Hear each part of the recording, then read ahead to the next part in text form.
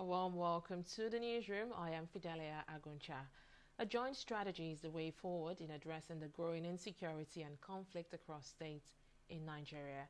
This agreement was reached between President Muhammadu Buhari, state governors, and service chiefs at a meeting in Abuja on Tuesday. At the meeting, President Buhari called for improved intelligence gathering and sharing by security agencies.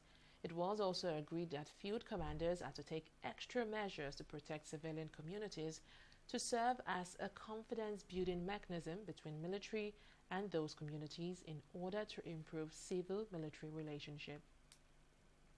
And amid the growing insecurity, Benue State Governor Samuel Ortom has urged the federal government to grant licenses to responsible citizens to carry sophisticated weapons such as AK-47 rifles. This was among some of the submissions contained in the paper Governor Ortom presented on Tuesday at a virtual meeting convened by the Center for Values in Leadership in collaboration with the Nigeria Governors Forum. According to the governor, the policy should be backed by a strict legal framework to prevent illegal possession of arms by the citizenry without exception. He also recommended adequate funding of security agencies and continuous training of their personnel to enable them be abreast with global dynamics in the fight against insecurity.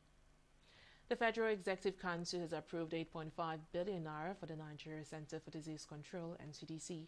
The sum is meant for the procurement of 12 items in various quantities for the testing of COVID-19 in the country. The approval, which was given at a meeting of the Council presided over by President Muhammadu Buhari, was based on a memorandum presented to the Council by the Ministry of Health, Osagie Ehanire. Babatunde Oke, chairman of Onigbongbon Local Council Development Area of Lagos State, is dead. Oke died of COVID-19 complications on Wednesday.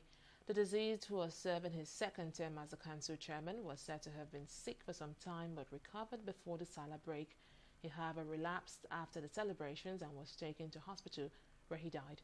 Oke's death comes 2 months after Augustine Arogundade, chairman of Agbado Okeodo Local Government Development Area, died from COVID-19 complication in Lagos.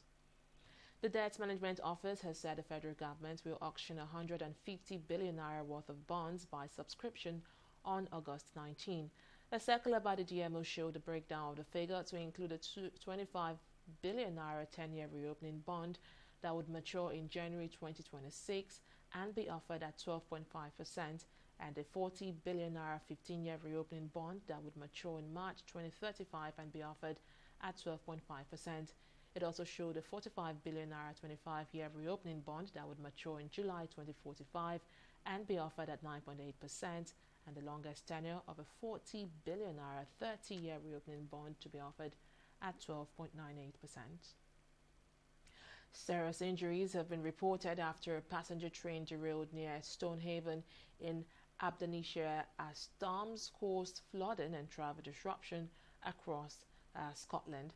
Smoke was seen coming from the area where the incident occurred, and First Minister Nicola Sturgeon described it as an extremely serious incident. About 30 emergency service vehicles, including air ambulance support, have been called to the scene.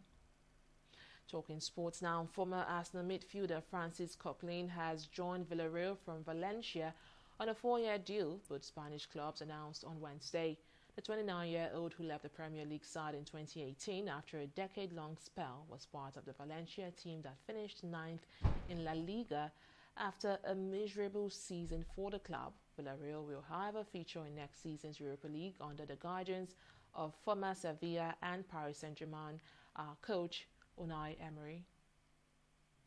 And that's the latest from the newsroom at this hour. Many thanks for joining us.